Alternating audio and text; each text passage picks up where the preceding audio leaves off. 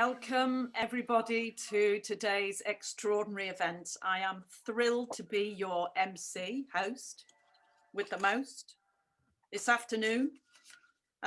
Today's event's brought to us by Disability Arts Cymru with We Shall Not Be Removed. And today is our celebration of International Women's Day with the Choose to Challenge theme. And wow, have we got some challenges for you. What a great lineup. I am so excited to be part of this and so excited that you're all joining us together today. And I would say, have a wonderful time. We're in this together. It's the first time we've done it quite like this, and we've never done it like this before. So let's see what happens, shall we? I'm going to hand over now to Disability Arts Cymru's chair and an extraordinary disability activist who's been around the community in activism of all shapes and forms for over 20 years. And the chair of Disability Arts Cymru is Natasha Hirst, who's a photographer and a journalist. So Natasha, over to you, your capable hands. Thank you very much, Julie. I'm Natasha. I have long brown hair and I'm wearing a purple hoodie, and I have messy shelves in my office behind me. And it's an honour to be the chair of Disability Arts Cymru, and a real pleasure to be able to welcome you to an event that I have been looking forward to for such a long time. So welcome everyone who's here, and especially anyone who's joining us for the first time. This event forms part of the Crip Talks programme that's funded by the Arts Council for Wales. And if you joined some of our previous Crip Talks, you know that you are in for a very interesting and fun evening. So Disability Arts Cymru has been working across the Welsh nation since 1982, and we have disabled and deaf members from all across the country, and some incredible and talented artists and performers are among them. So we're all delighted to welcome you to this event, and we hope that you go away having really enjoyed yourselves and feeling totally uplifted. And I'm really pleased that together we can keep on choosing to challenge discrimination and barriers, and to showcase the amazing talent that we have amongst our community here. And we do have so many incredible performers to see tonight. So without further ado, I would like to welcome the amazing Jenny Seeley to give a welcome on behalf of We Shall Not Be Removed. And they are tonight's partner organisation. So thank you very much, and over to you, Jenny. Thank you. It is amazing to be here, and I'm a white woman, messy blonde hair that desperately needs a cut, roll-on hairdresser's been open. I've got my customary glasses on my head, and in honour of women, I have got a bra on. Haven't worn one for a lot of lockdown, but it's bra worthy today. And I've got a patterned orange and blue dress on. I feel at one with the world because I'm here on a Zoom with all of you. Huge privilege, so thank you. We Shall Not Be Removed was set up for exactly that reason. Andrew Miller came to me and said, Jen, with everything going on, the Prime Minister's briefing, the elite of the theatre world, the creative industry, all talking, where were we? We weren't on the panels, we weren't part of the discussions, we're not talked about on the television. Excuse me, it's taken us fucking forever to get to where we are now. I am damned if we are going to be removed. Just want you to think for one split second how awful this world would be if all of us on this Zoom were not part of it. How boring. How unchallenging, how dull. We are such a vital part of the fabric of society, for the fabric of the creative industry, for the fabric of fabric. And that doesn't really make any sense, but you know what I mean. So We Shall Not Be Removed was set up as a campaign group. It's not a membership group, so everyone needs to be part of this campaign, this movement, this campaign to ensure that we remain present, that we are visible and that we can kick ass. And in the summer we did a Twitter, Facebook, Instagram, something else, roar, and we roared about the need for inclusion. And from that came the 7 principles which have been sent to everyone hither and yon around how we come out of lockdown. With us in mind, there are 7 guiding principles, and I'm sure as time goes on we can add more. But the main principle is to end the ableist world in which we inhabit. And how often do we recognise that thing, that we are the square that they're trying to shove into a circle? Huh?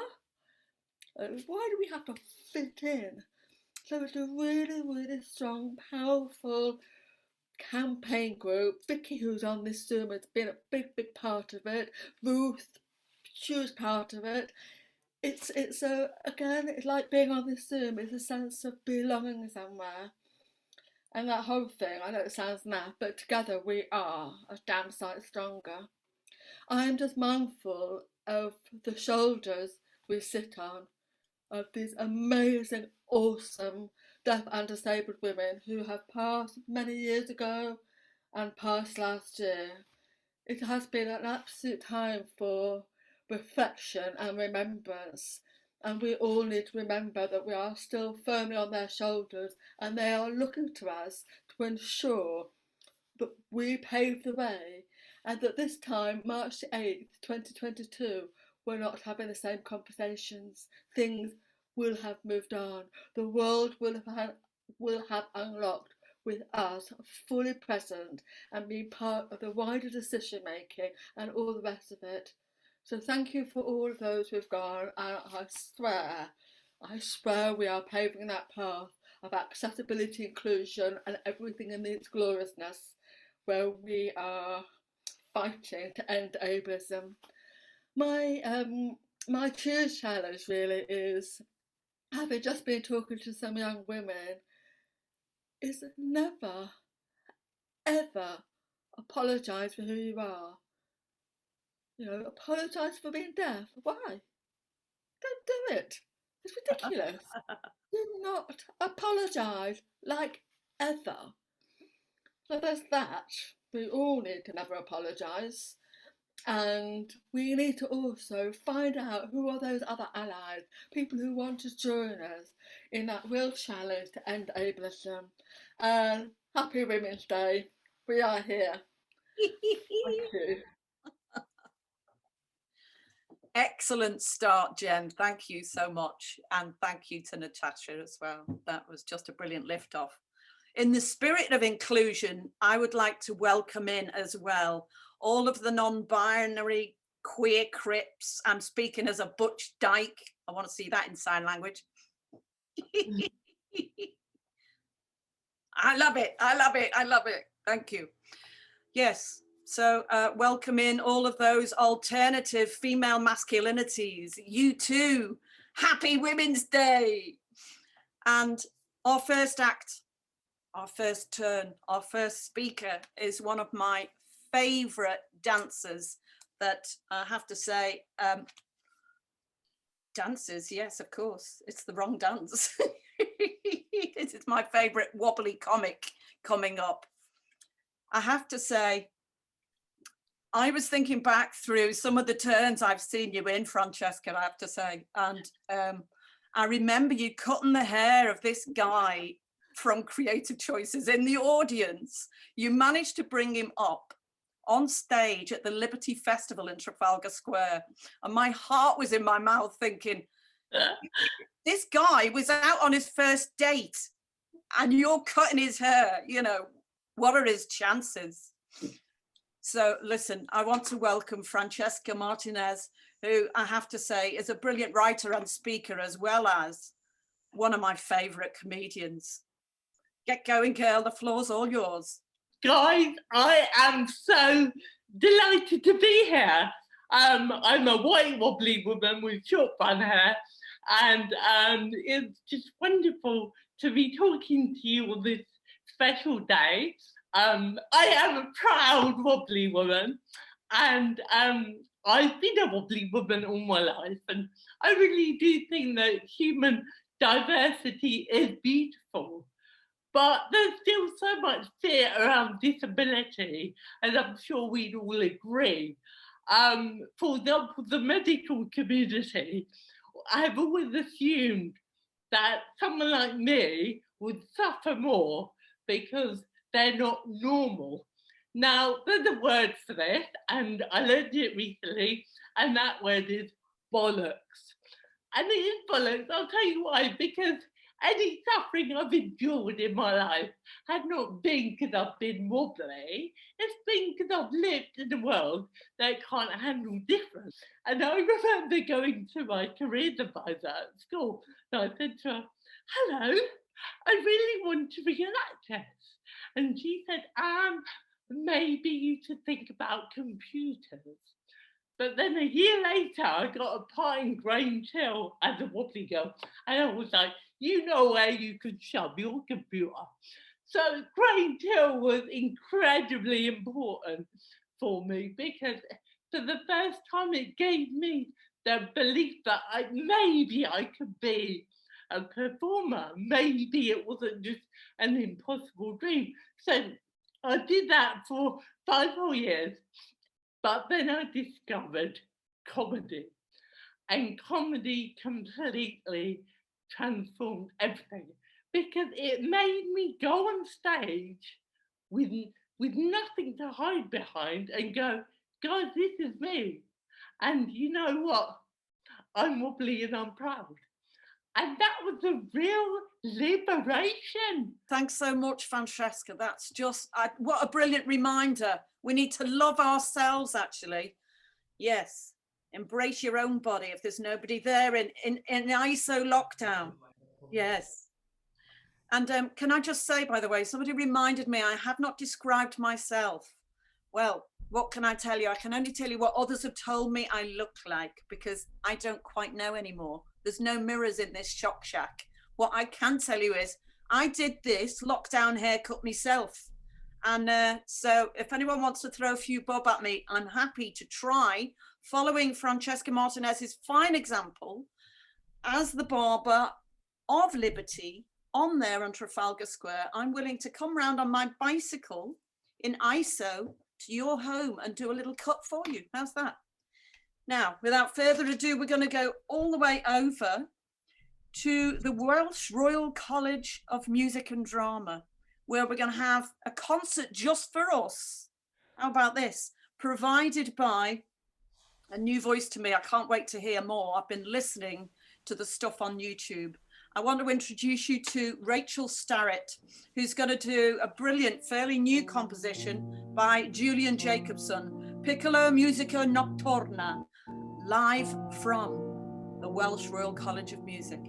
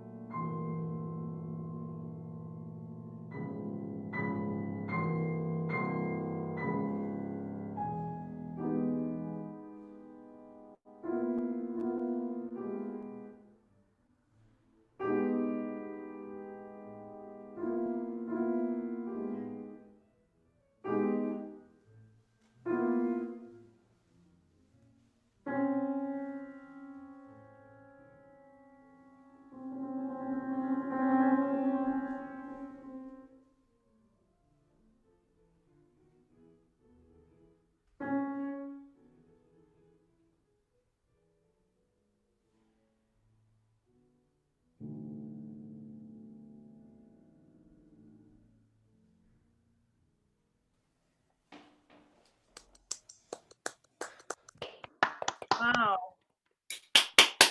Brilliant, brilliant, brilliant. Oh, thank you. Thank you, Rachel, that was superb. Thank you. And please, those of you who haven't heard of Rachel Starrett, listen out. Go on to YouTube, actually, because she's done some work with the Royal Opera House in a production, The Lost Thing. She also did a 6-month placement with Erasmus at the Conservatori Liceu in Barcelona. Wow, listen out, listen out. There's more coming. Now, without further ado, today is all about choosing to challenge. And I'm bringing one of the gobbiest challengers I could find. And I'm delighted to bring one of our best allies from the north of Ireland, a playwright from Derry originally, who's now living just on the coastline outside of Belfast in the north of Ireland. And I have to say, I'm honoured to call her a friend. I'd like to introduce Hilary McCollum. Thanks, Mac, and it's great to be here. I'm a kind of dykey looking woman, white, with short white hair, in my 50s. And I'm reading from my forthcoming novel, 12 Days, which is set in the British suffragette movement. And in this scene, 2 suffragettes, Mary Lee and Rose Yates, have just found out that their friend, Emily Davison, has been injured protesting at the Epsom Derby, and they're on their way to the hospital. Rose's driving was at best reckless. Mary stared straight ahead as they fizzed through the streets of London, Rose swerving round traffic, blaring the horn at any pedestrian foolish enough to consider crossing. Terribly kicked, believed killed. The words from the newspaper report kept repeating in her head. Emily shouldn't have gone to the Derby alone. I should have gone with her. Pardon? Rose said. What? Mary said. You said something, but I didn't quite catch it. Mary shook her head. I don't know. I didn't know I'd said anything. She felt Rose looking at her. Careful, Mary said as the car veered towards the curb. Sorry, I don't usually drive so fast. I appreciate your help, Mary said. Not at all. Did you know she was planning this? Not exactly. She told me last night that she was going to the Derby today, but she didn't say why. Do you think she'd informed the leadership? Rose said. I don't think so. Christabel will go berserk. Christabel Pankhurst, the militant movement's chief strategist, could go to hell, as far as Mary was concerned, sitting like a fat tick in Paris while other women risked their lives for the cause. But she didn't know where Rose's loyalties lay. Rose was Emily's friend, not Mary's. Have you seen her recently? Mary said. Emily? She spoke with me at Wimbledon Common last Sunday. How was she? Oh, you know Emily. Still cheerful, mostly. Worried about Mrs. Pankhurst, of course. Well, we all are. Were you at the at-home meeting on Monday? Mary nodded. Murdered by slow degrees. That's what Miss Naylor said, that our leader is being murdered by slow degrees. The phrase has stayed with me, Rose said. Emily told me last night that the government wouldn't be happy till they had their blood sacrifice. Maybe they have it now. Mary felt the tears choking at her throat. She looked out the window, away from Rose. Damn Asquith, damn McKenna and Churchill, damn the whole Liberal government, and Christabel Pankhurst for that matter. If Emily died, her blood would be on their hands. And on Mary's own. Militancy was dangerous. Mary had more cause to know it than most, but more dangerous alone. She should have gone with Emily to the Derby. I hope there's not going to be any trouble, Rose said. Mary looked up. A mob had gathered around a large brick building up ahead. I take it that's the hospital, Mary said. Indeed, Rose said grimly, pulling up nearby. The crowd numbered perhaps 100, mostly men, unruly and noisy. She wants flogging, Mary heard one say. Let me at her, another shouted. His cry was taken up by others nearby. Let me at her! They're not stopping me getting in, Mary said to Rose. Nor me, but I would prefer it if we were in one piece. At least neither of us is in the colours. I wish I was, Mary said, bristling. She often wore the purple, white and green of the militant movement. I'm not ashamed. Rose turned to face her. I'm not ashamed either, but I came here to help Emily. God knows whether the doctor is even half competent, and even if he is, whether he will want to help a militant suffragette who has brought down the king's horse. And if this is judged a suicide attempt, they will put her in the asylum. They've tried to before, you know. I know, Mary said, remembering her own interrogation by psychiatrists, determined to dismiss her actions as those of a lunatic. She'd been on hunger strike, locked up in Mountjoy prison in the first weeks of a 5-year sentence. The weasel doctors asking her endless questions, the same thing over and over again, watching her, always watching her, trying to catch her out. At least with prison, they had to let you out when your sentence was served. In the asylum, they could keep you forever if they wanted to. Judge, jury, executioner. Mary shuddered. I'm sorry, she said to Rose. What do you propose? And happy International Women's Day. Excellent. Thanks so much. I would like to say, if anyone wants to read any more from Hilary McCollum, have a look at Gold Digger. Root it out. Gold Digger was Hill's first novel and won the Golden Crown Literary Society Award for historical fiction. That was back in 2016. And there's more coming. So keep your eyes peeled for Hilary McCollum. I'd like to move on to introduce our commissioned poet, who was commissioned for Choose to Challenge. This is Wendy Jones, who is a rural Welsh woman, been a member of Disability Arts Cymru for many years now, and following the support that she's had and opportunities through Disability Arts Cymru, Wendy is going to read a poem in Welsh. Wendy Jones, thank you. Diolch yn fawr.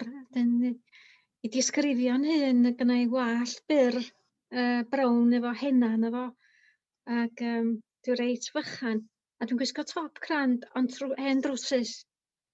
If I just describe myself, I'm a smallish Welsh woman with dyed or henna'd hair in my 60s, and I got a posh top on and very old trousers. I thought the posh top I could put on quick. A mae'r cerdd y rosod dwi wedi galw fo I ddathlu rhyfeddod a gwirthio corff merchaid.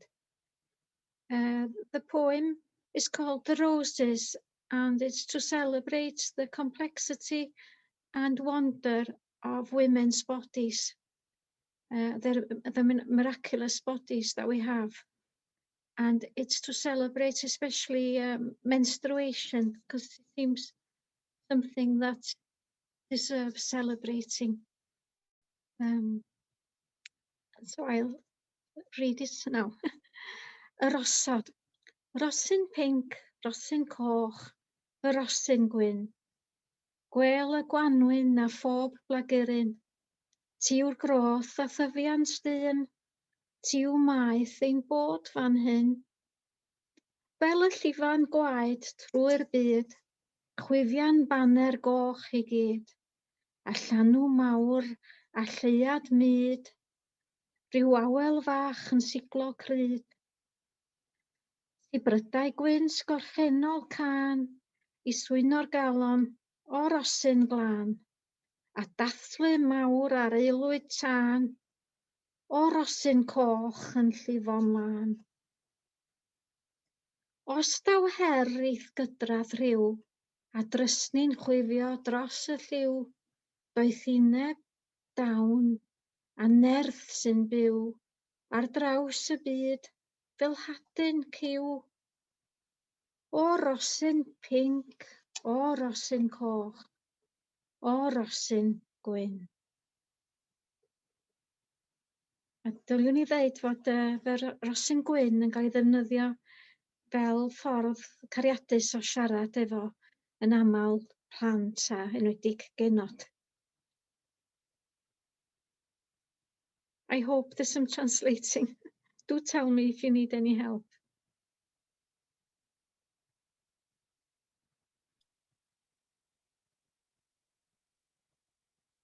Thank you, Wendy.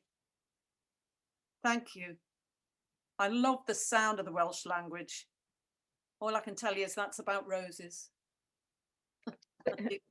You can tell us more, Wendy, sure. Well, it was about roses as used to describe menstruation. So it's to celebrate menstruation. Oh, So it's lovely. pink rose, red rose, and the white rose. And the white rose is often used as a term of endearment. My dear white rose, to to your daughter, or something like the Rosyn Gwynny, my dear white rose. And then, we wouldn't be here if it wasn't for menstruation, would we? Absolutely. Yeah. And there's so much kind of fear and loathing around women's blood, isn't there? Yes, and I just think it's so wonderful, and our bodies are such a miraculous. We're so miraculous physically. I feel it's something that we could do with a carnival about. Oh, I love that. Thank you so much, Wendy. And now I'm going to move on and invite Deepa Shastri. Oh, Deepa. I have so many wonderful memories of you, Deepa, so many. From the Disability Film Festival days, with you as a film actor and a filmmaker, and coming out to Calgary, and we went to Banff, and I remember the bloke you were with at the time nearly disappeared into the ice. However, you're here to talk to us today. Yes, about your experience. Yes, I know you were frightened on that ice. Yeah, talk to us about your experience as an actor, as a deaf consultant, as a passionate theatre maker, and as a wonderful human. Welcome. Oh, thank you. Thank you so much for that, Julie. I love you. It's so wonderful to be here. Let me describe myself first. I am coming up 40. I am an Indian deaf woman, and I am wearing a peachy/pink top. My hair is black. It's just below my shoulders at the moment. It's lockdown hair. It should be a bit longer than it actually is.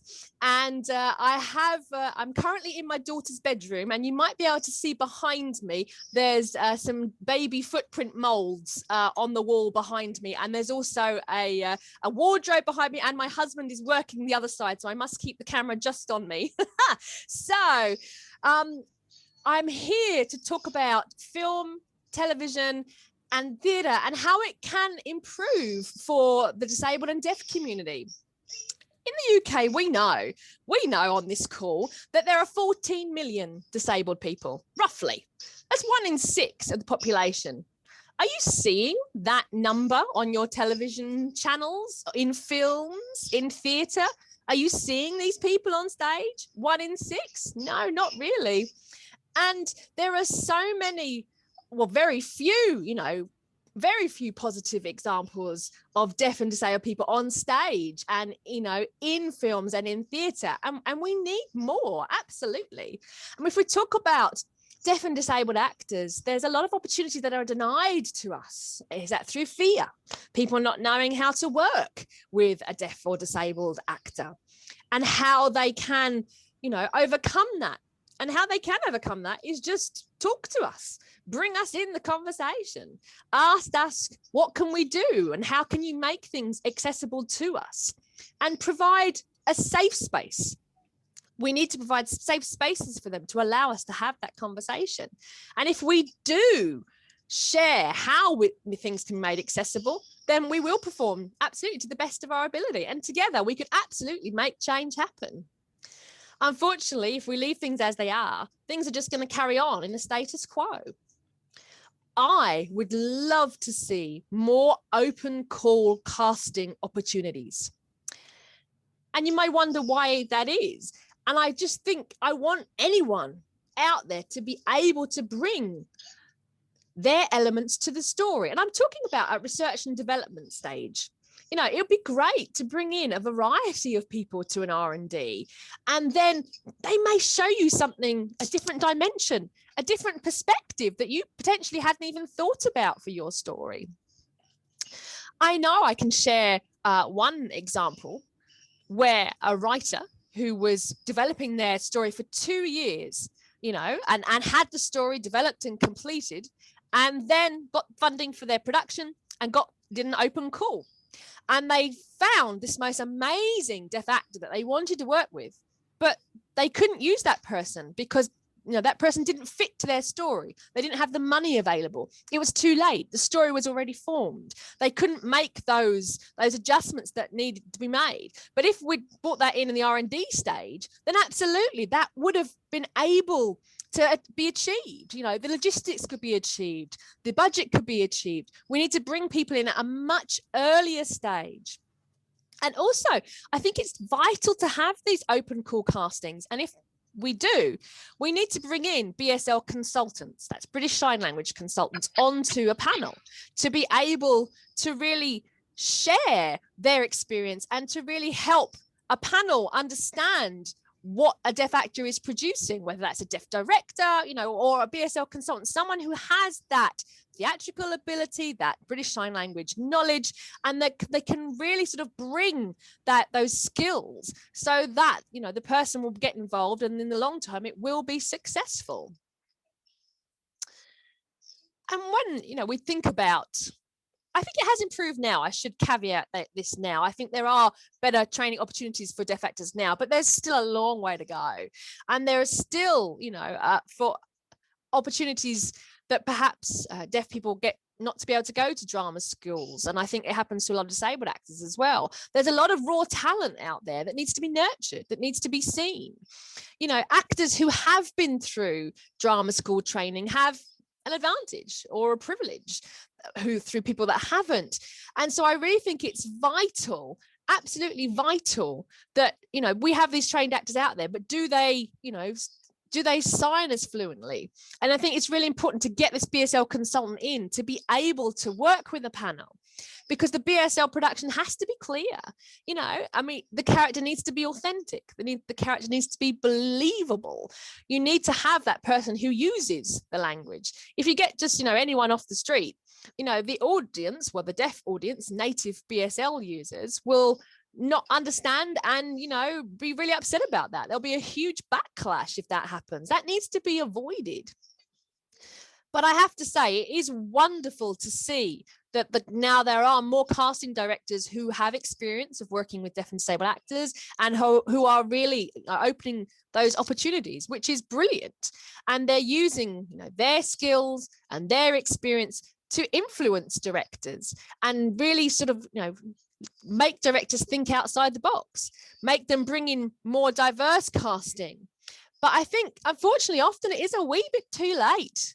Often it seems to be a bit last minute. And that's why I want to advocate that it really needs to be, things need to come in early at research stages. I want to see more deaf directors. We have in the UK 2 full-time theatre directors who are deaf, both of whom who are women. Woohoo! Happy International Women's Day to us. But there are only 2 of them. Where is everybody else? Where are they? I mean, they're going to be busy. They are wonderful. And where are the deaf directors of colour from different backgrounds? And we really need to get that more people being directors, being consultants and working in that regard. And I suppose I have a question to pose to you about the inclusion of sign language on stage.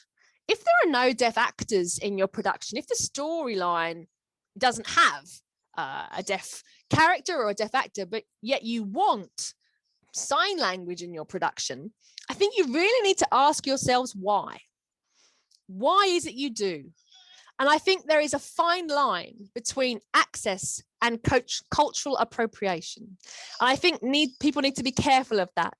And that's why I think it's so important to bring in a BSL consultant to make sure you stay on the right side of that line. And whether it is you want to bring in deaf actors into the play, wonderful. But it's not about creating a play where everything looks equal.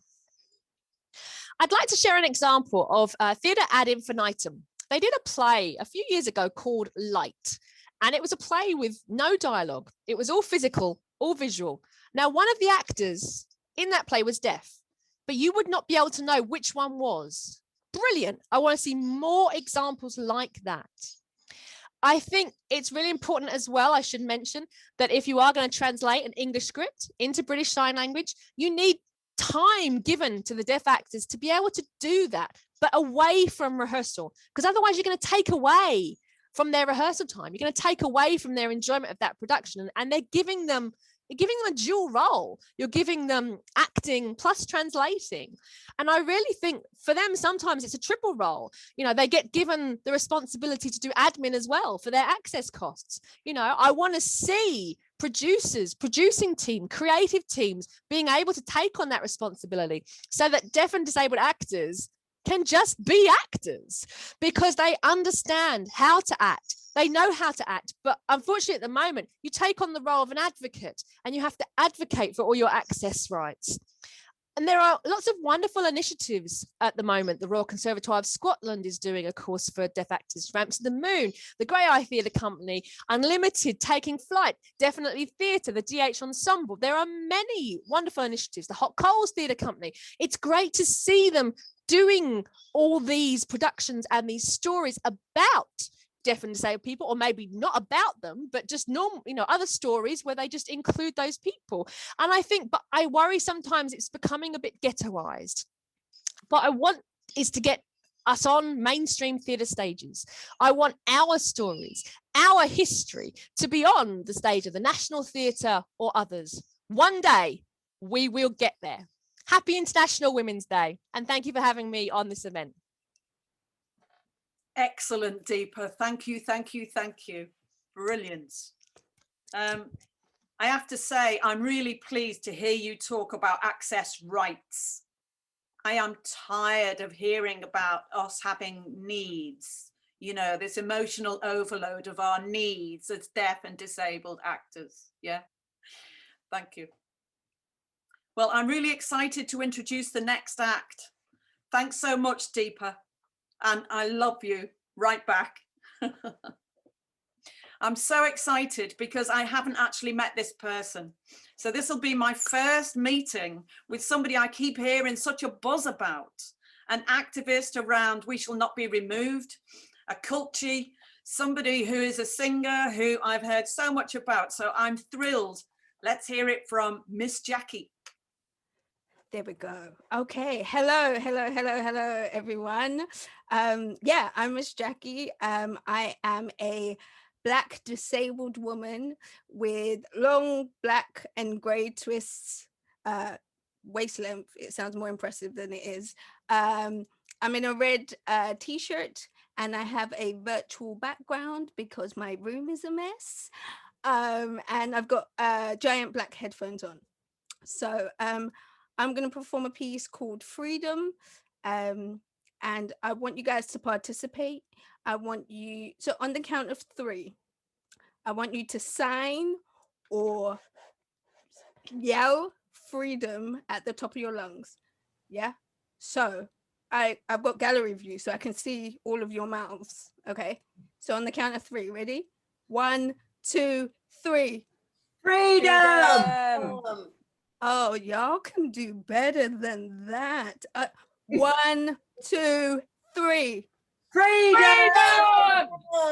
See, nah, come on. We are women, hear us roar. Are you ready? 1, 2, 3. Freedom! Perfect.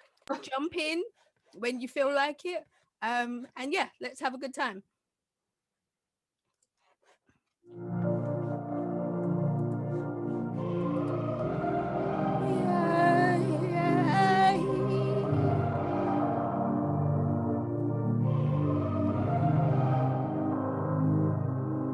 There's always rebellion before freedom. There's always rebellion before freedom.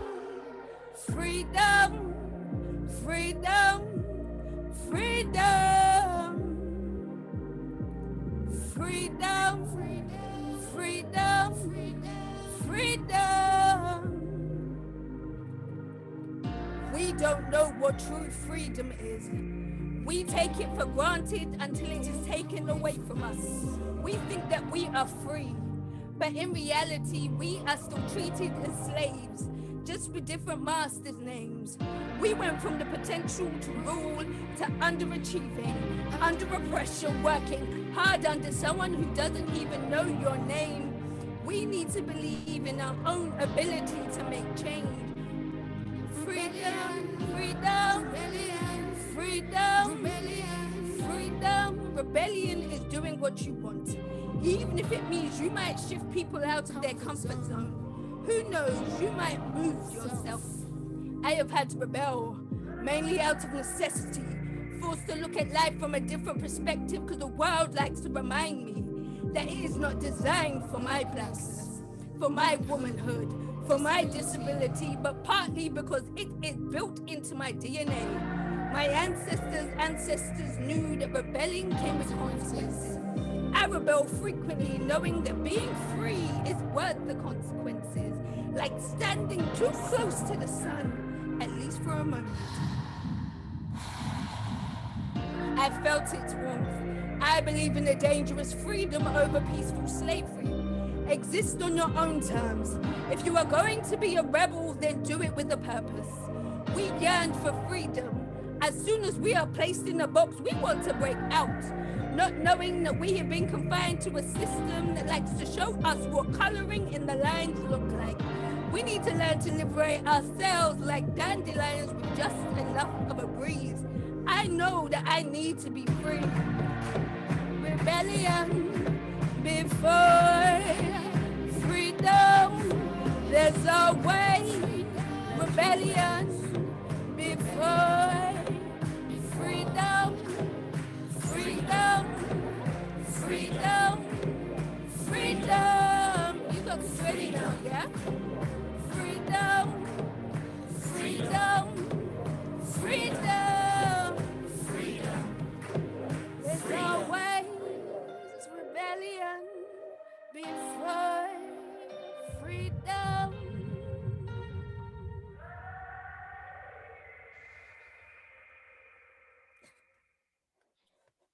Yay! There's always rebellion before freedom, Miss Jackie. Thank you. Thank you. Beautiful. Thank you both, actually. I loved watching you both together. To everybody now, we're going to take a comfort break. Whatever you do, it's all over to you. You've got 5 minutes. I'll see you back here shortly. That was a brilliant first half. I feel nourished, enriched. Thank you all. Come back. Don't go missing. I will find you. Well, welcome back to the second half. Brilliant. Sorry, I startled you then, didn't I? Yes. We have got a fabulous second half for you. Thank you for gathering. I think we've only lost one person who's gone off to another International Women's Day celebration. Ours is better. I'm just saying. Ours is far better. You're going to regret that. I'll hear from you later. Anyway, without further ado, I have to say, I love everybody on this whole thing. Have you not noticed? You know what I mean? But I absolutely love the dancing of this next artist. Oh, I don't know which is my favorite piece. Guide Gods or Ménage à Trois. I don't know. I mean, actually, it's about time I commissioned you and then you could just dance for me, Claire. I'd love that. So I'm handing over to you, Claire Cunningham, everybody. Thank you for coming. Thank you. Thanks, Julie. Well, yeah, I'm delighted to hear that Francesca has been outed now as a dancer, because I was a bit gutted when you said that somebody else was going to be your favourite dancer, Julie. So I was like, who's this? So Francesca, just to let you know, next time I'm casting, you're totally hired, because being wobbly is actually a prerequisite in my work. So yeah, how do you feel about Elvis? That's the one you haven't seen, Julie. The last show's all Elvis. I'm in. Well, you have to fight with Francesca for that now. Yes, sorry, back to the script. So just a quick description. this is the voice of Claire Cunningham, if you're just listening. And I am a short white woman with short dark hair with patches of grey. I have blue eyes. I'm wearing clear rimmed glasses and wearing a green jumper and jeans, just to assure everyone, visible to you or not, I am wearing trousers. I'm sitting at a desk, and visible behind me is a bright orange wall, and leaning against the wall in the corner, I think are visible to sighted folk, are my two grey elbow crutches, which are my constant companions. And as a self-identifying disabled person, I also consider these crutches as part of my queer quadruped body. And I'm speaking to you from my home, which is just outside Glasgow. Ruth kind of asked me to speak, like everyone, around this idea of challenges to myself and perhaps also to the dance sector, where I mostly work. As a bit of background, I started to work in dance in 2003, and I made my first solo piece, which was called Evolution, in 2007. I didn't, in inverted commas, train in dance through any traditional routes. I came into it somewhat accidentally, and traditional training routes or dance classes felt very inaccessible to me as a disabled person.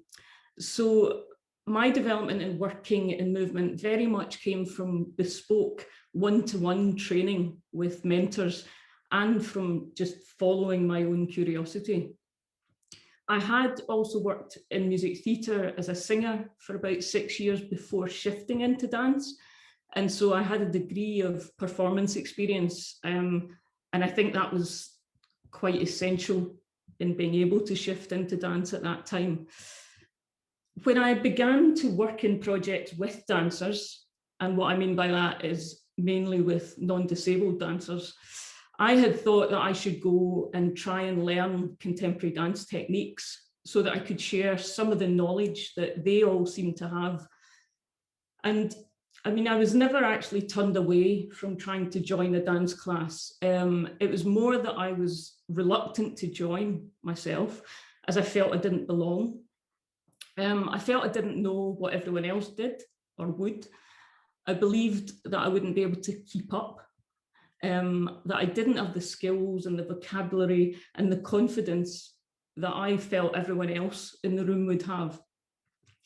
And on the rare occasions that I did join, even with teachers that were attempting to be quite supportive, I felt quite exposed and ashamed, a burden, I guess. And the work of adapting material was really exhausting and really confusing.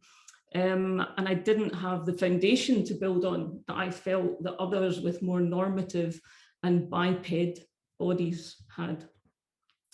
Eventually, that I decided that the techniques that non-disabled dancers were learning, things like Graham technique, and there is actually a Cunningham technique before mine, that these were crafted for and by non-disabled bodies. And they really were not for my body. You know, I might be able to take some aspects of their intentions to be useful for me, but to devote myself to learning these techniques, I decided just wasn't right for me. So I decided that I wanted to learn the technique of my own body and of my body with the crutches, and to find the full potential of that. And part of that understanding came from being able to train for 6 weeks with a guy called Bill Shannon, who is a US disabled artist and dancer, a disabled artist, who used crutches and who had really crafted their own bespoke crutch dancing technique. This was a pivotal moment in my life to learn with Bill, and very challenging in itself in many ways. But he really encouraged me to find ways of moving, of handling the crutches, and to drill those things over and over and to refine it as technique. And so the technique that has evolved, the dance technique that I feel has evolved for me, is a combination of knowledge from multiple people and experiences and how they meet in my body and my mind, and is far more about a way of being and thinking and feeling with the crutches than, say, a technique of set and codified movement. And I still believe that one of the most crucial ways forward for developing disabled dance artists is to create disabled-led and disabled-only spaces and classes. Some people weren't really ready for that when I tried to suggest it years ago, but I'm pleased to see that that's changing, and also that there are folks that are far more active than me who are able to start making those things happen, especially in terms of learning environments. I'm quite good at being critical, but I'm not always very good at actually putting in place the actions. I think the majority of challenges I've encountered tend not to have been visible and in my face, sort of palpable obstructions or denials, but they're more rooted in the wider subtle and structural ableism that I understand is or has gone on around me and has been conditioned into me in terms of my own internalized ableism and in terms of what I now recognise is going on for myself or other disabled folks in particular situations. And I guess I've kind of chosen to locate my activism within the performing arts in terms of trying to shift the industry, and in particular the dance industry, in some of its very entrenched practices and aesthetics. I think one of the most recurring challenges for me personally, from the beginning of my career to now, is the issue of confidence, of self-confidence. No matter how much experience I gain, that potential for the floor being completely pulled out from under me by doubt never seems to go away. It recurs frequently and in very different forms. And I think it's so tied into internalized ableism for me, to having to go through different paths of learning. I missed a lot of my schooling, and dance education, as I mentioned before, was a different route. I'm very glad I didn't go to dance institutions to train, because I think my not having trained in dance is actually completely liberatory for me. But it did in the past make me feel inferior because I felt like I didn't have the right credentials, or because I didn't know dance history. And I still don't, because it's not my history. I think an instability of confidence can also be linked into being the first or the only person from a particular lived experience in a situation, and of being in that situation repeatedly. We live in a particularly warped world in the arts, and particularly in the UK art scene, where I think we put the idea of being first, of leading, we put that idea up on a pedestal. But in actual fact, I think it's a very damaged idea. And I want to also thank Sandra Alland for really opening this idea up for me. But it's a very lonely and pressured place to exist, that idea of being the first or the only person doing something. And it undermines the idea of community and the reality of our interdependent lives. I think the challenge for me and to me these days is an unpicking that conditioning of idealizing the individual, especially the individual and celebrated artist, and for really recognizing how much I am simply the face of a constellation of people and knowledge that has accumulated in me.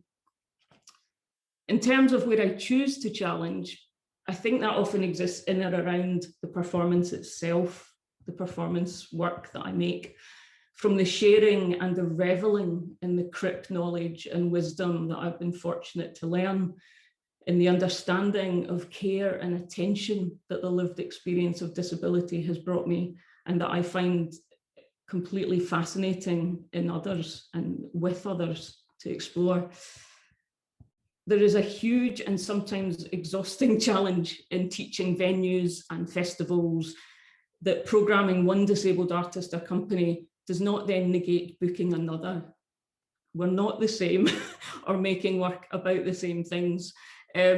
Teaching them about travel needs for disabled artists and their audiences, about rest days, about teaching marketing folks to learn that they need to think how they reach and welcome audiences that are not fully sighted or hearing, to respect preferred language, to technical and front of house staff learning that the audience will sit on stage wherever they want. They might come and go if they want as well.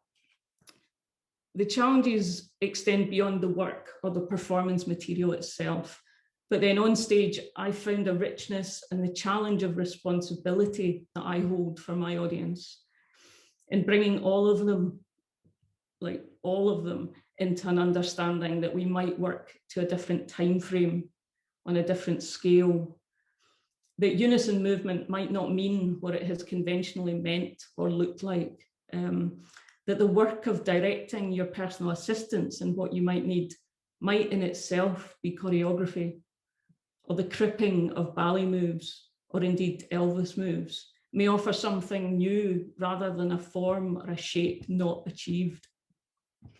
With regard to disabled bodies, as a choreographer, I am interested in those techniques and vocabularies that have not been explored and have not been framed as valuable or as disciplines, and in creating spaces where we can notice and give attention to all the possible dances that have been shut out for so long. There has been long-standing and narrow-minded ableist thinking that it's a challenge to include disabled folk.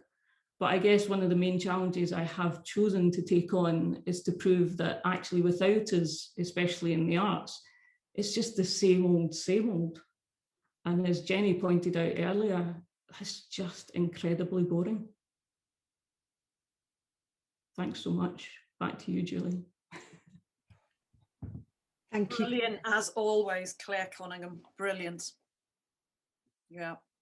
I have to say, it's lovely to hear your accent. The last time I heard an accent like that, I was actually being mistaken for an Elvis impersonator at Diwrnod. I had to deliver the goods as well, because I'd stumbled into this kind of luncheon club for OAPs. I'm about to be an OAP myself, by the way, but never mind. Anyway, this woman comes up and goes, "Would you be the Elvis impersonator?" And I said, "I would. Yes, I would." Now, I want to change the, let's mix it up a bit. Are you with us, Dr. Vole? I'm going to suggest I bring in Dr. Vole because the song I'm going to do, I think, fits better slightly later in. Okay. And where are you, Dr. Vole? Can you hear me? I can. Are you going to introduce me? I am indeed. I am indeed. Look at you. I haven't seen you for donkey's yonks and all. Hello. You're beautiful as ever. So are you. I have to say, our Dr. Vole is a lesbian feminist poet, singer, songwriter, activist, I would add to that as well. Hails from London, but has lived in Wales for 15 years. And the last time I saw you, where did I see you? Oh yeah, the Women in Tune Festival. That's right. Dr. Vole's been writing a grim rant about patriarchy. I have to say, absolutely right. She says the joke shop's shut at the moment due to COVID. Though jokes are actually essential items. I'm white, I'm 60, and I've got a fancy purple jacket. I'm just adjusting my thing. I've written this in the hope that something useful can be created out of anger. Once you've taken a long view, a broad view, and seen how it all connects up at the roots, it's hard to ignore the harsh truth that is exposed. So this is my challenge to patriarchy. Part 1, the antisocial model. It's our bodies that are wrong, you say. You've always said the same. Though we're born into our bodies, it is us who get the blame. We're born, we breathe or suffocate. We're fed or fail to thrive. With some of us, it's touch and go. We're even born alive. As infants, though we're innocent, you say the fault is ours, and subtly or overtly build a cage that disempowers. or growing up, if we've escaped those bars you seal around us, they can be slammed down later on to muzzle and confound us. An accident, an injury, a poison we breathe in as much as birth. We're here on earth. It's evidence of sin. So how do you make that judgment that divides us off from you? Where is this gold ideal, the standard you compare us to? You made decisions, what has worth and what is better than. We must conform, perform that norm, develop to your plan. And if we're slow, our scores are low, we falter, fail to function, you mark us down, you segregate, you cut without compunction. You say that we're demanding, that we have special needs. We need the same as anyone, the love, the care, the feeds. We need support to play our part. How special can that be? Support comes free, unasked for, to your sort, invisibly. So then you take that model and you smear it on our lives. We know our truth, our access rights. We need aid to survive. You shut us up, you shut us down. The system's rigged to cheat us.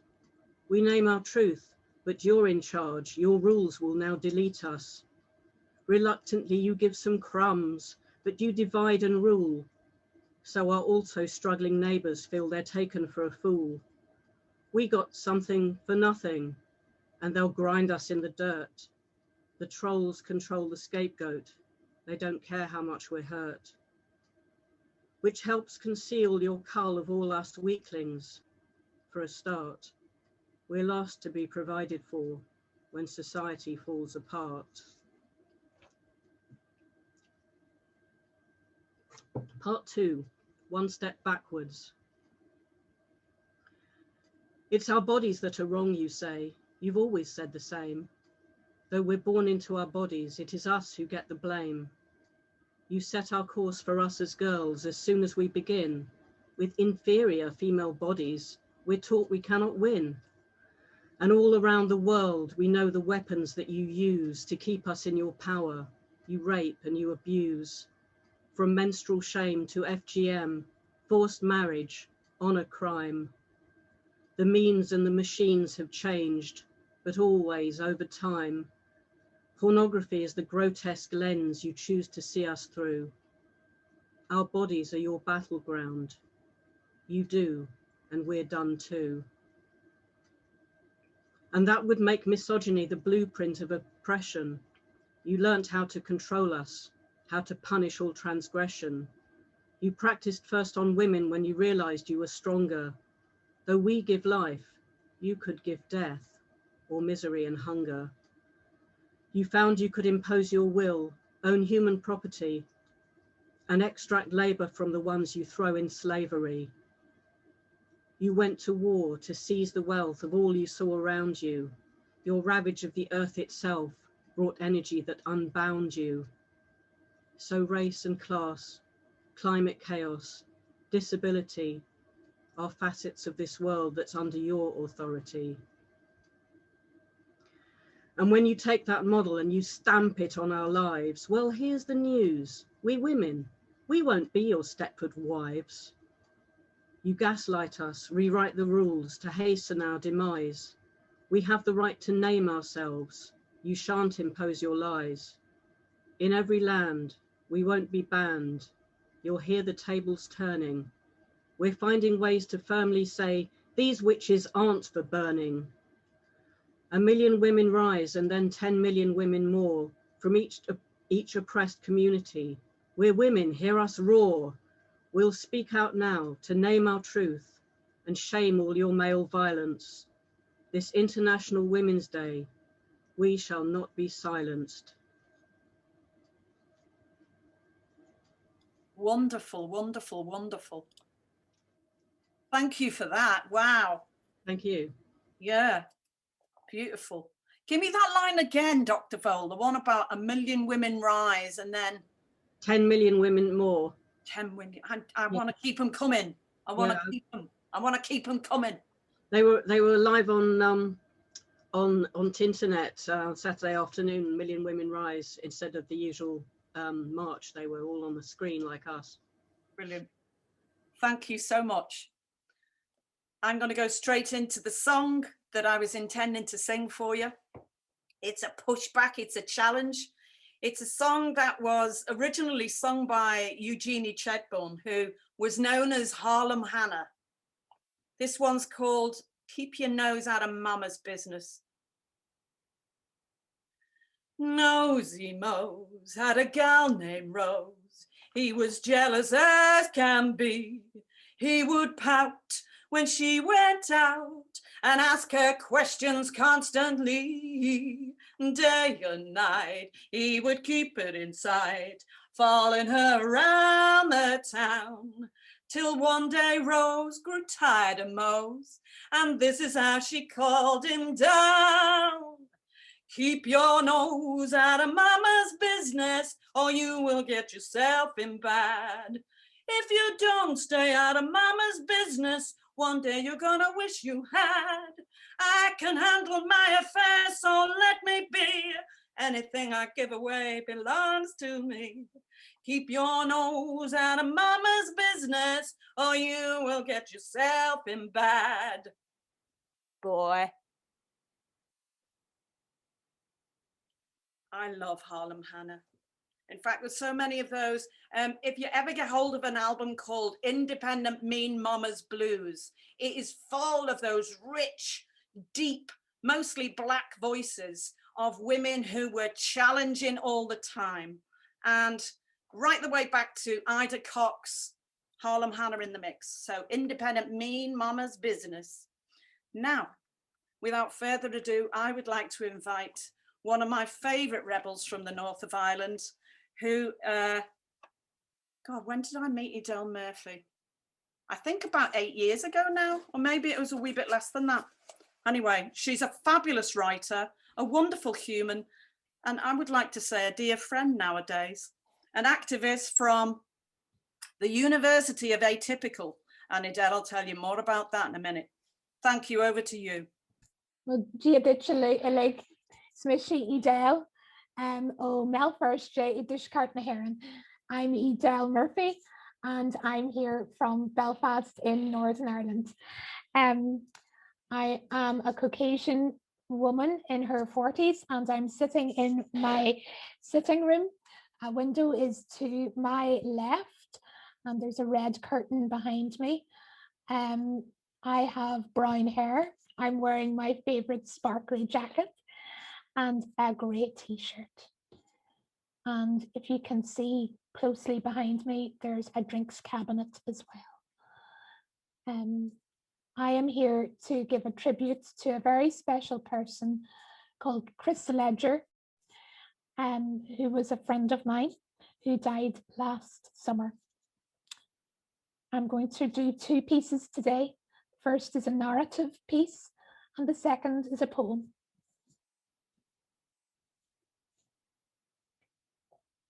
Chris Ledger was a good friend of mine. It was a friendship that grew slowly through shared love of arts, conversations and arguments, laughs and plans, texts and tea. I know that I am only one person who thought a lot of her. She has a whole fan club of people who could tell you their stories.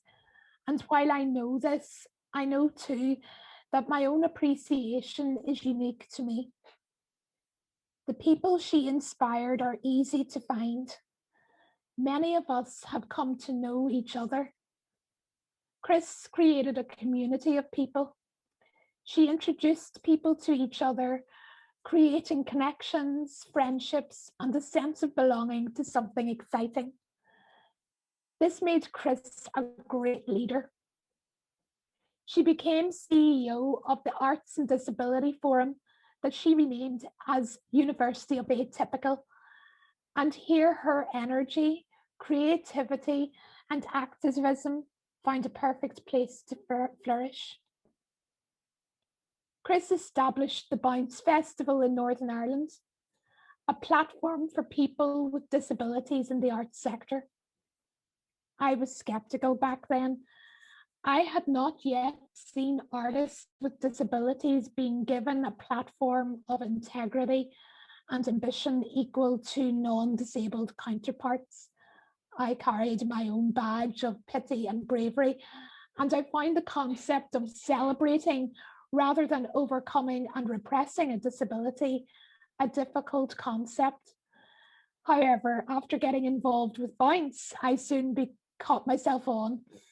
And now I can say I've been there, done that, and worn the Piss on Pity t-shirt, which my mum wasn't too pleased about. In this modern society, I had never expected to feel respect or pride because of my disability, so I covered it up and denied it.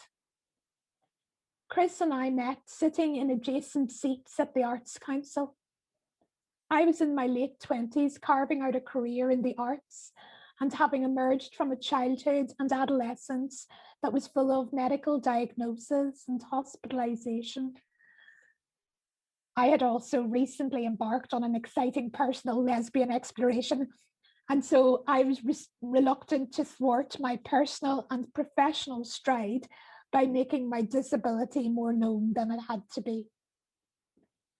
Coming out as a disabled person was more personally challenging for me than dealing with my sexuality. Chris saw this. She mentored me over liquid lunches and shared car journeys. We arranged meetings about important this and urgent that, meetings that became infiltrated with updates on my latest romantic non-conquest and her stories of psychotic and incident-prone pet cats. We talked about the pain in our bones and legs and sore heads, but Chris was the opposite to pain. Chris was fun. She made disability sexy and feisty and fabulous. And I thought, I want to be like her. She asked me to consider being an ambassador for others. She said I had the opportunity to be fearless and show others that I am proud and happy so that they could be fearless too.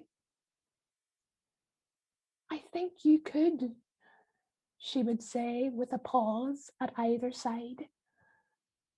The pride I have now in myself as a person with a disability is almost exclusively down to Chris. I display my blue badge with honor. Made of Moments, a poem for Chris Ledger. You made conversations out of tea and chocolate, space for sitting and chatting, made hardship into kinship, let pain sit beside acceptance. You made a clatter. Your sticks battled and clashed the ground, warning of your entrance and completing with a sit-down sigh. Your laughter rattled the walls back then and echoes still in my memories. You took Christmas and sunshine and rainbows out of season, whenever and without reason. And with bells on, you'd be there in lipstick and biz and the last taxi home when the night lost its biz. You made your opinions loud. And behind your mischief, I sought your wisdom and found it in well-pondered time. You built stages, created wages, opened up the pages for so many. You made the spotlight shine on the edges. And this double-locked closet creaked open. Through you, I see more than I had seen. You made me more than I had been. Thank you. That was just lovely. Really lovely. I'd just like to say thank you to Louise for joining us here tonight. Chris's wife is with us, and also Chris's sister, cousin Sue, and niece Ruby, and brother-in-law Dennis. And I'm just really touched that you could join us. Thank you. We're hoping to have a moment at the end where we can honour all those we've lost, those powerful women who were part of our trusted tribe. It's been quite a year and we've lost a lot of people. Adele Murphy, thank you so much for that. Okie dokie. Then, fabulous, moving on swiftly, we've got a fantastic singer for you. And I'm sorry to pounce on you because Mared, you probably weren't expecting me. Mared Jarman, are you with us? I am, hi, can you hear me? Oh, beautiful, thank you. There you are, fabulous. Thanks. Oh my God, do you mind giving us a brief description of yourself? Absolutely. Great, thank you so much. And you're going to sing in Welsh, aren't you? I am, yes, lucky. Yeah, so hi. Daiwrth? Deuawd, yeah. Deuawd, forgive me. No, no. You, Mared, over to you. Thank you. Hi, so my name is Mared. I'm an actor, singer. I'm talking to you today from Cardiff, my home, my living room, which this side of the camera looks lovely, but the other side is, well, an organised chaos. I am a tall-ish white woman who is Welsh. I'm wearing a leopard print dress because, my God, it is a good feeling to put on actual real clothes for a change. I'm wearing a gold necklace which says Queen because today it felt appropriate. And in the true honour of International Women's Day, I am premenstrual AF. So that's fun for us all, and I thought I'd just let you know. I'm going to speak Welsh now, so dwi am ganu can heddi I chi o'r enw Deuawd, gan The Gentle Good, Gareth Bonanno, ag yn draddodiadol, mae'r gan yn amlwg yn cael ei berfformio fel Deuawd, ond dwi'n mynd i ei berfformio hi heddiw fel Unawd I chi. Ag mae e'n gan nath Gareth sgwennu, mae e'n gan draddodiadol Cymraeg, ond mae e'n fersiwn newydd o hynny. Felly ie, mwynhewch, gobeithio eich mwynhau. Diolch. O mae gen I rhyw wendid neu ddau. O mae gen I rhyw wendid neu ddau. A does neb yn gweud comos, ma fi sydd ar y bai. Mae gen I rhyw wendid neu ddau. O mae'r mil ar fy ngwefus mor braf. O mae'r mil ar fy ngwefus mor braf. O mae'n diffodd y gaeaf cyn swyno ar y haf. Mae'r mil ar fy ngwefus mor braf. Meddai hedydd i'r gwynt ar y bryn. Meddai'r hedydd i'r gwynt ar y bryn. O, mae'n nghalon mor drwm, ni all byth godi dim. Meddai'r hedydd i'r gwynt ar y bryn. O, mae gen I rhyw wendid neu ddau. O, mae gen I rhyw wendid neu ddau. A does neb yn gweud comos, ma fi sydd ar y bai. Mae gen I rhyw wendid neu ddau. Thank you very much. Diolch yn fawr iawn I chi gyd. Wedi bod yn bleser. Llongyfarchiadau pawb. Thank you. Oh, that was gorgeous. Diolch. Thank you very much. Diolch. Beautiful. Absolutely beautiful. Well, we're coming very close to the end of our day together, and I just want to thank you all for being with us. I'm handing over to one of my dearest colleagues, friends, compadres, mischief makers. What can I say? The award-winning, superb writer, playwright, thinker, theatre maker, Kate O'Reilly. Oh, thank you so much. And it's a little emotional, just celebrating those that we've lost and being here. I'm very, very grateful. I better describe myself. I'm Kate O'Reilly. I'm a white woman. I've got short asymmetric hair, which is very curly, which is down to the Irish genes. I've got blue eyes behind glasses, and I'm wearing grey. I want to talk today about choosing to challenge.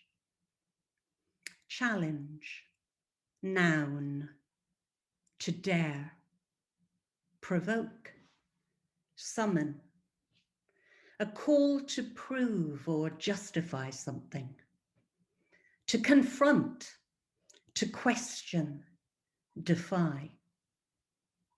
Challenge, a verb, to protest against, object to dispute the truth or validity of, to challenge someone as to a duel.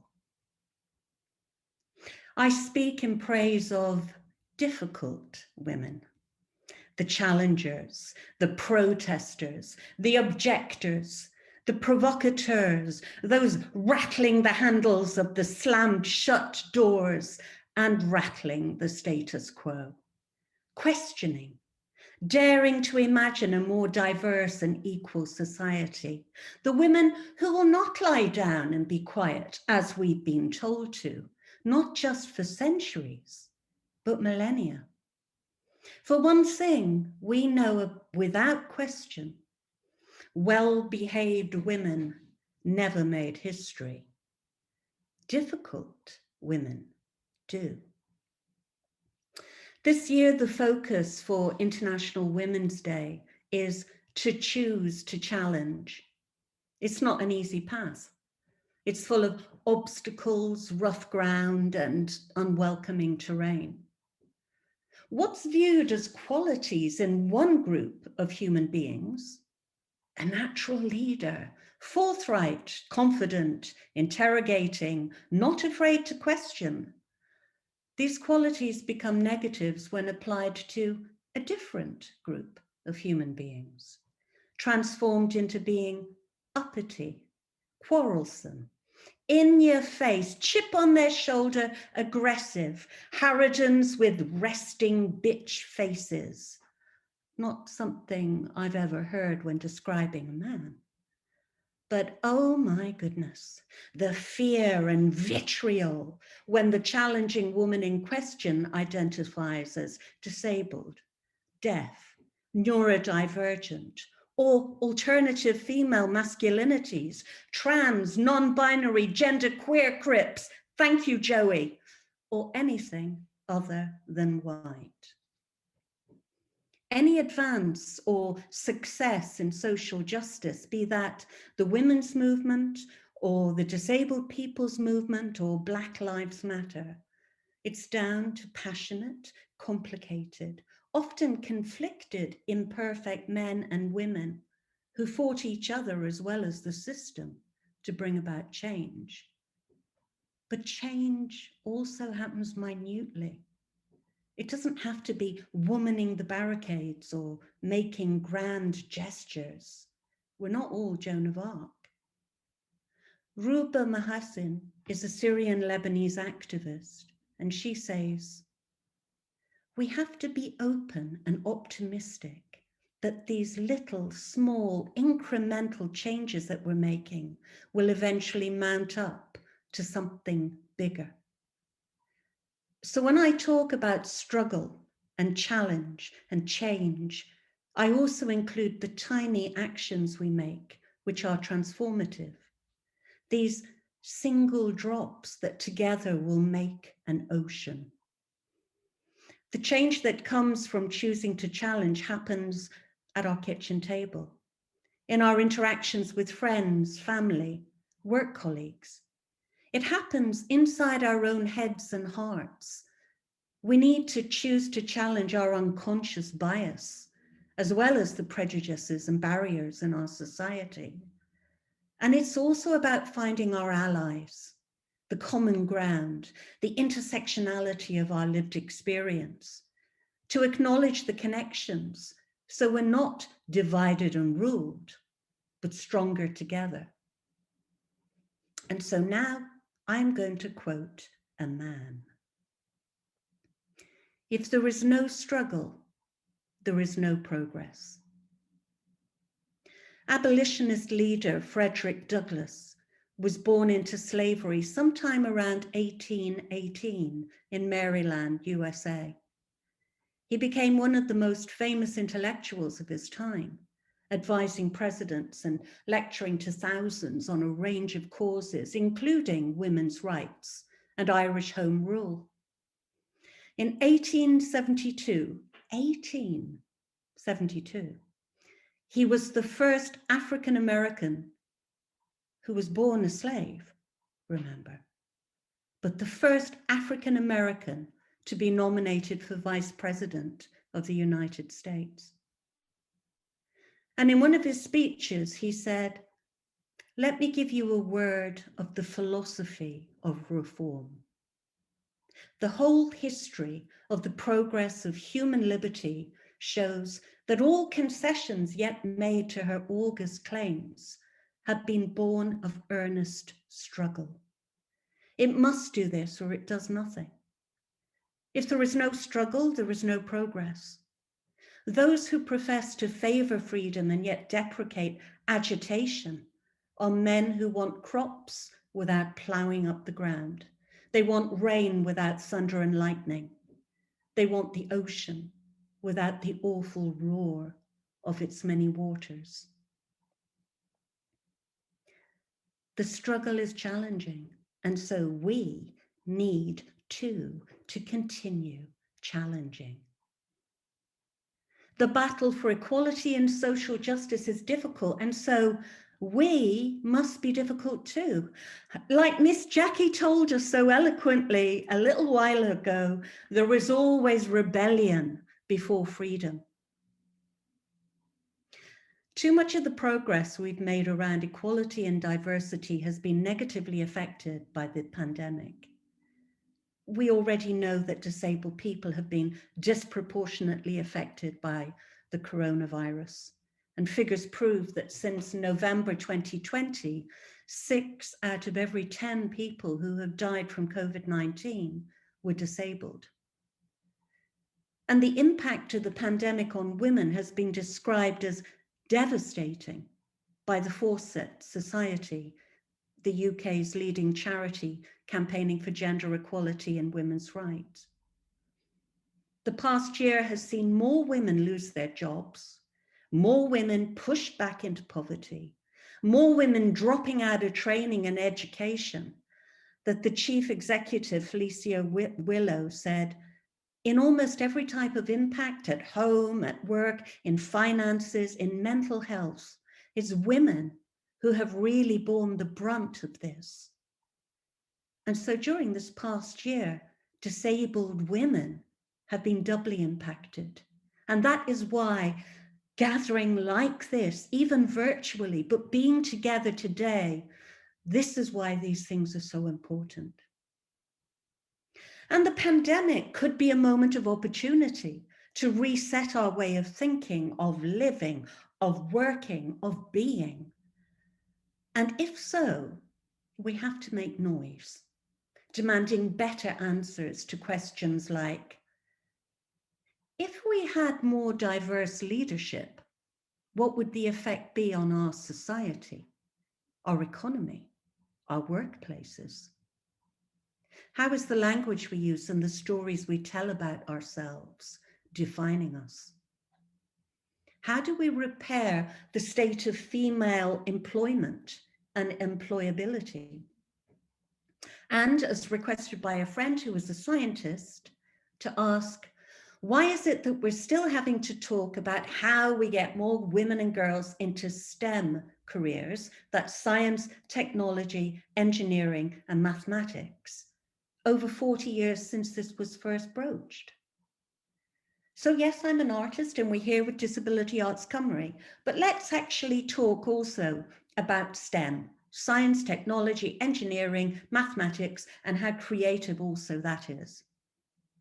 So my scientist friend bewailed how few girls and young women will consider going into this area. And she insisted it matters so emphatically.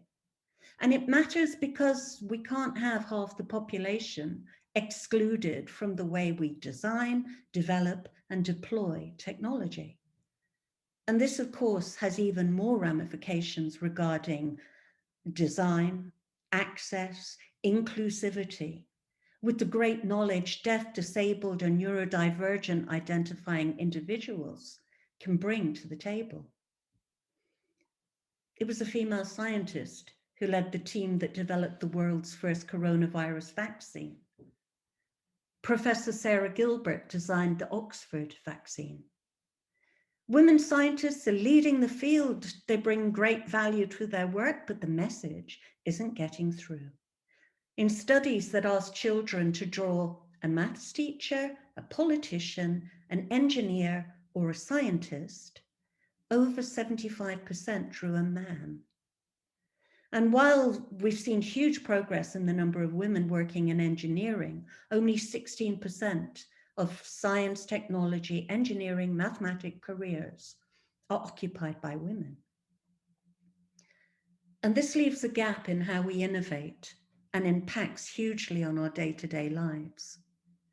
It means, for example, that airbags in cars are designed for and tested on a male figure.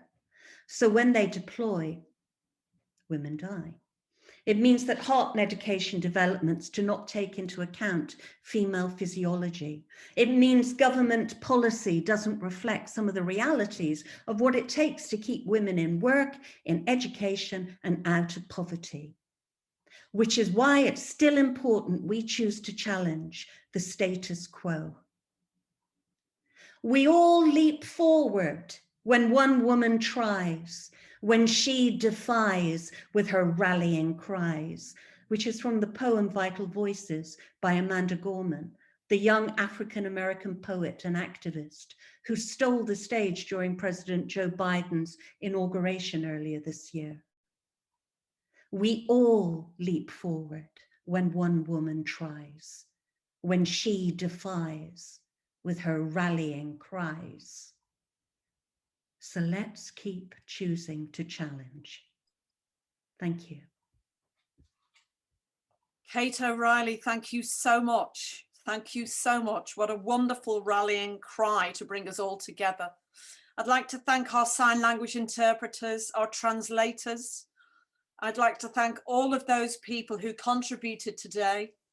Natasha Hirst, who opened, Jenny Seeley from We Shall Not Be Removed, Francesca Martinez, Rachel Starrett, Hillary McCollum to you, thank you, Wendy Jones, Deepa Shastri, Miss Jackie, Claire Cunningham, Dr. Vole, Edel Murphy, Mara Jarman, Kate O'Reilly, and big thanks to our team behind the scenes, to Ruth Fabi, Rachel Stelmlech, and the whole team there at Disability Arts Cymru, and of course, to We Shall Not Be Removed for that partnership, for bringing us all together on Crip Tales today.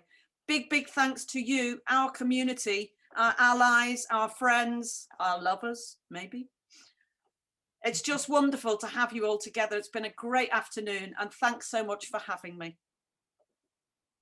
I did say I would leave space, didn't I, to remember those people we've lost. I have to say, I can only throw in the names. Chris Ledger will be with me till the day I die. We have heard from somebody honouring Chris. There's also Lucy Hale, who was only 26 and part of the Royal College of Music department, Royal Northern College of Music, and a composer who never let anything get the way of her dreams. I'd also like to honour Sian Vasey, who gave me my first job in disability arts in 1998. I've forgotten the names of all the other people. You will have them in your hearts.